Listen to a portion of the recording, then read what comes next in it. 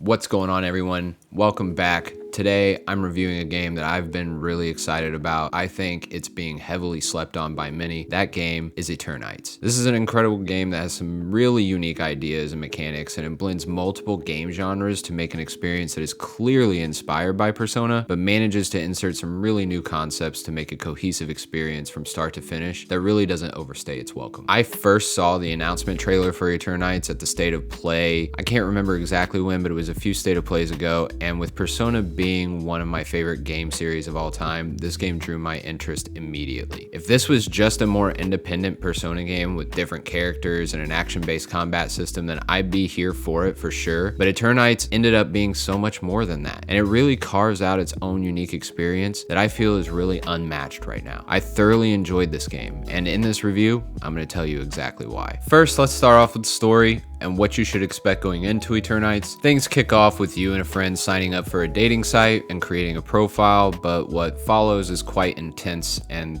basically threatens the end of the world. Just saying that screams anime plotline, and I can wholeheartedly say that if you enjoy watching anime, then this game is right up your alley. Cheesy dialogue, fan service, sarcastic quips, it's all here, and I loved it personally. I won't go into the story too much because I think spoiling things would take away from the overall experience, but I will say the story builds up around its great characters. Eternights and its characters and dialogue are amazing, and interacting with them and their backstories not only adds to the world building, but introduces new mechanics to the gameplay, which motivated me to play the game and experience all it has to offer. And despite the overall generic storyline of teens with superpowers fighting through the end of the world, Eternights' cast is dealing with some pretty normal problems and interactions, just on a much more dire scale. There is some cheesy, stereotypical anime dialogue from time to time, as I mentioned before, but for the most part, the writing is really quite good. Each character has a unique personality and different skill sets. You may find you enjoy using one character in combat and enjoy a different character's personality and backstory, but getting to know all of them is part of what makes the game great, and honestly keeps it from feeling like too much of an imitation of the Persona games. At first glance, when you boot this up, when you start playing it, you're gonna think this is a Persona clone, but as you keep going, it keeps finding new ways to carve out its own personality. Eternights is a unique game, and it's definitely one that's worth playing, in my opinion. Moving on, and next up, I kind of really want to separate the two elements of this game and talk about each. There's dungeon crawling and there's dating sim. We're going to start with the dungeon crawling, as you'll spend much of the opening few hours of the game learning combat and exploring dungeons. I really enjoyed the dungeon crawling side of things. If I have one criticism though, it's that they are quite linear, and at times I felt punished for exploring off the beaten path. Instead of finding a chest or reward or some unique item, I'm often led into a room of enemies to fight, but no real loot to speak of. It's a minor gripe, honestly, but one I think could help the overall experience of the game, but in all honesty, it really didn't take away from the fun I had with it. So allow me to elaborate on the combat a bit here. Eternights splits itself, like I said before, into basically two entirely different games. On one side, you got a dungeon crawler with action-focused combat, and on the other side, you got a dating sim of sorts. Both sides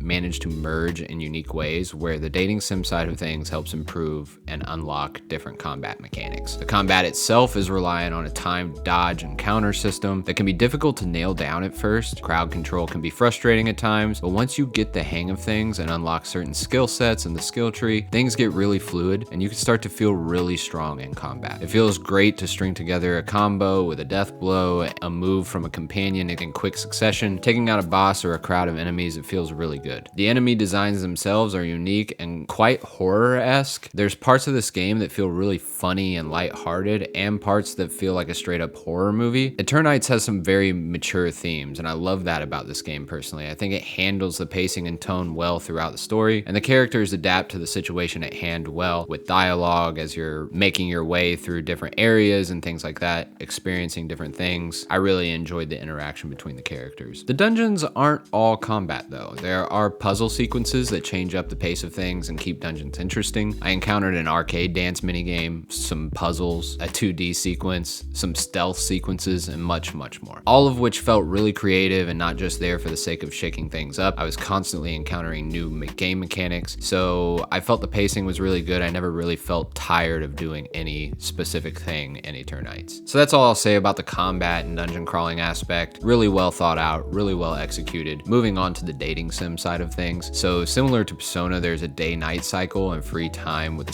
set day to finish your task at hand. During this time, you can spend time with others on the team. This involves getting to know them, training mini games, and scavenging. I found all of these really quite fun. The spending time allows for backstory of the characters, and each one varies and adds to the personality of each character. The mini games are interesting and will give you rewards to use to level up through each member's skill trees. Scavenging will do this as well. All of these things improve and build your relationship with each individual, and as that happens, you unlock new skills that you can use in combat. This right here is what I like most about Eternights. Nothing is just there for the sake of being there. It's so common to see a game have so many great ideas but fail to deliver on them in a way that makes sense and makes everything worth doing. Eternights seems to have mastered this. Everything you do has a purpose and rewards you in some way, shape, or form. And I really think this added to the enjoyment of the overall experience. Without spoiling too much, I will say coming away from Eternights, the final moments were something that I kept replaying and thinking about. It's a game that you'll walk away from and the story will keep you thinking. Eternights is a great game, and just as a final thoughts, overall,